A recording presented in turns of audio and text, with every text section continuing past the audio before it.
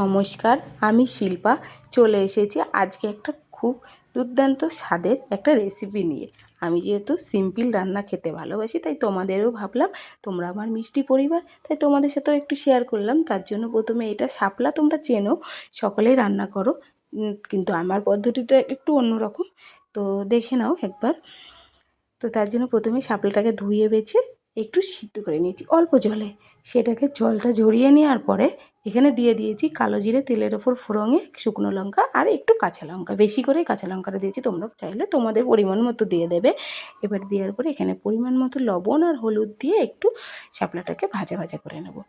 ভাজা ভাজা হয়ে গেলে নামানোর আগে একটু স্বাদ মতো চিনি আর একটু ভাজা জিরে গুঁড়ো দিয়ে দেবো। এই হচ্ছে মশলা, আর কিছু না। এটা দিয়ে নামিয়ে নেবো একদম খটখটে, শুকনো করে খটখটে করে। তো তোমরা একদিন বানিয়ে দেখো এইরকম একটা দুর্দান্ত স্বাদের রেসিপি। ভালো লাগলে লাইক, কমেন্ট, শেয়ার করো। আবার তোমাদের সাথে গল্প বড় হবে।